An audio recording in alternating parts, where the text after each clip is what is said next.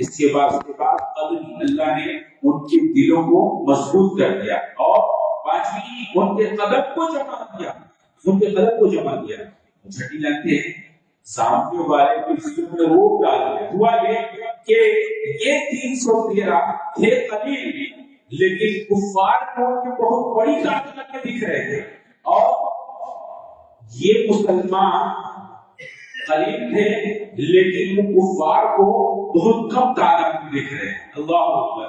دیکھیں بدر کی معاملہ کیا ہے، وہ بہت بڑی تعداد میں ہے اور یہاں بہت قلیل تعداد میں ہے، لیکن معاملہ الٹ کیا تھا، اللہ نے ان کو ان کی نظروں میں مسلمانوں کی تعداد بہت بڑی دکھائی، اور ان کو یعنی مسلمانوں کو ان کی تعداد کفاروں کی تعداد بہت کم دکھائی۔ اللہ اکبر! کیوں؟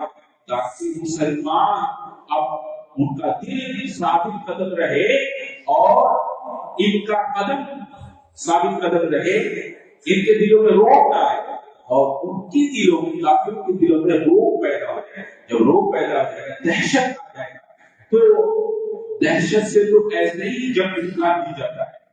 اگر مقابلے میں آیا ہوا شخص جو لڑنے والا ہے، اس کے دلوں میں اگر آپ نے دہشت ڈال دی تو آدھا سے زیادہ جب تو آپ اسی دہشت سے جیت گئے، باقی جو آپ کی دہشت میں آ جاتا ہے وہ آپ سے لڑ نہیں پاتا۔ تو یہ معاملہ ہوا، اللہ رب العالمین نے یہ نعمتیں اس کے نازل فرمائی، اس لیے یہ 313 وہ 1000 پیغام اور 7 نعمتوں کا اللہ نے ذکر کیا ہے۔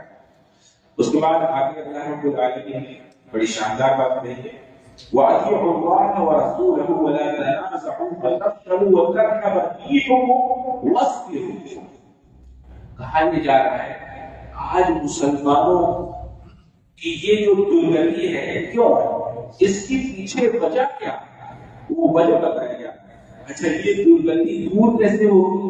کیسے مسلمان پہلے کی طرح دنیا پر غالب ہوں گے اور ان کا وقار کیسے واپس آئے گا؟ اس کا نسخہ دیا جا رہا ہے، طریقہ بتایا جا رہا ہے، وجہ بھی بتائی جا رہی ہے اور علاج بھی بتایا، بیماری کیا ہے اور اس کا علاج کیا ہے، دونوں ہی اس آیت میں ذکر کر دیا گیا۔ کہا گیا وَأَطِيعُوا اللَّهَ وَرَسُولَهُ، اور اللہ اس کے رسول کا حکم مانو، وَلَا تَنَازَعُوا فَتَفْشَلُوا وَتَذْهَبَ رِيحُكُمْ وَاصْبِرُوا۔ کہا آپس میں جھگڑا مت کرو، آپس میں لڑائی مت کرو، آپس میں اپنے معاملات خراب نہ کرو، اور اگر تم ایسا کرو گے وَتَذْهَبَ رِيحُكُمْ تو تمہاری ہوا اکھڑ جائے گی۔ اللہ اکبر! ہوا اکھڑ جائے گی۔ آج 55 سے زیادہ ممالک ہیں مسلمانوں کے، لیکن مسلمانوں کا حال یہ ہے کہ ہزاروں نہیں لاکھوں کی تعداد میں قتل عام کر دیا جا رہا ہے، لیکن ان سے کوئی پوچھنے والا نہیں ہے کہ ان مسلمانوں کے ساتھ تم نے یہ ظلم کی بربادی کیوں کی؟ کون اس ظلم کے خلاف کھڑا ہوگا؟ کہنے کے لیے تو سب کچھ ہے، ہمارے پاس ملک ہے، ہمارے پاس طاقت ہے، ہمارے پاس پیسہ ہے، ہمارے پاس افراد ہے، ہمارے پاس اسلحے ہیں، ہمارے پاس نہیں ہے، لیکن اس کے باوجود لاکھوں کی تعداد میں مسلمانوں کا قتل عام کر دیا گیا، زندہ جلا دیا گیا، اور مسلمانوں کی ماں اور بیٹیوں کے ساتھ ان کی عزت کو پامال کیا گیا۔ ایسی بربریت ہو رہی ہے، لیکن اس کے باوجود کون ان ظالموں کا ہاتھ روکنے والا ہے؟ کیوں ایسا کیوں ہے؟ کیوں آج مسلمان ایک جسم اور ایک جان کیوں نہیں ہے؟ اس کی وجہ بتائی جا رہی ہے کہ اگر تم آپس کے معاملات جھگڑے اور اختلاف نہیں دور کرتے ہو، تمہاری ہوا اکھڑ جائے گی۔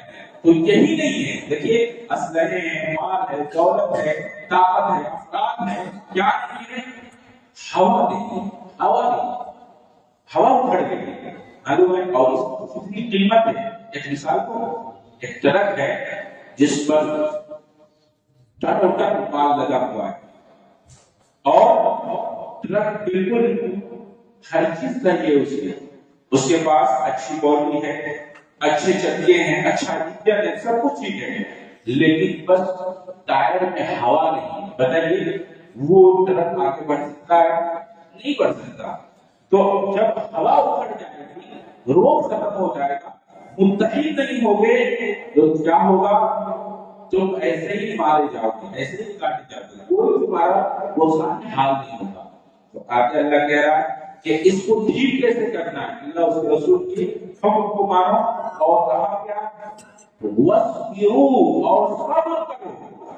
کسی نے کسی کو کچھ کہہ دیا، کچھ معاملے خراب ہو گئے، ہو سکتا ہے انسان ہے، غلطیاں ہو سکتی ہیں، کیا کرو صبر کرو۔ کیوں صبر کروں میں؟ ان اللہ مع الصابرین، اس لیے اللہ صبر کرنے والوں کے ساتھ ہے۔ اللہ اکبر۔ اللہ کی معیت جس کے ساتھ ہو جائے، اللہ کی رحمت جس کے ساتھ ہو جائے، بتائیے دنیا کی کوئی شے اس کا کچھ بگاڑ نہیں۔ تو اللہ رب العالمین کی معیت، اس کا ساتھ چاہیے تو صبر کرو، اپنے بھائی کی غلطیوں پر صبر کرو، لیکن اس سے اختلاف نہ کرو، اس سے فساد نہ کرو، معاملات خراب نہ کرو۔ یہ اللہ فرماتے ہیں۔ لیکن آج کون کر رہا ہے؟ بتائیے، ہر مسلمان دوسرے مسلمان کی ٹانگ کھینچنے میں لگا ہوا ہے۔ جس قدر ایک مسلمان دوسرے مسلمان سے نفرت کرنے والا، دشمنی کرنے والا، بغض رکھنے والا، فساد کرنے والا ہے، اس کے معاملات اس قدر مسلمانوں سے بھی خراب ہیں، تو یہ دوسری قوم کو تھوڑی لیجیے کہ ان کے ساتھ کیا اس کا معاملہ ہوگا۔ تو اپنے معاملات ان کے خراب ہیں۔ اس کے بعد اللہ آگے فرماتا ہے وَإِذْ زَيَّنَ لَهُمُ الشَّيْطَانُ أَعْمَالَهُمْ وَقَالَ لَا غَالِبَ لَكُمُ الْيَوْمَ مِنَ النَّاسِ وَإِنِّي جَارٌ لَكُمْ فَلَمَّا تَرَاءَهُ فِئَتَانِ نَكَصَ عَلَىٰ عَقِبَيْهِ، وہ اس کا ذکر کر رہا ہے۔ وہ آیا تو کہا کہ بھائی صاحب لڑ لیجیے، یہ چٹپٹی پر مسلمان ختم کر دیجیے۔ شیطان آیا اور جب دیکھا کہ فرشتے اتر رہے ہیں، ایڑیوں کے پر پھر گیا، ایڑیوں کے پر بھاگنے لگا۔ اب لوگوں نے کہا بھائی صاحب ادھر نکل رہے، آپ تو کہہ رہے تھے ہم تمہارے ساتھ ہیں، لڑو سے ختم کر دو۔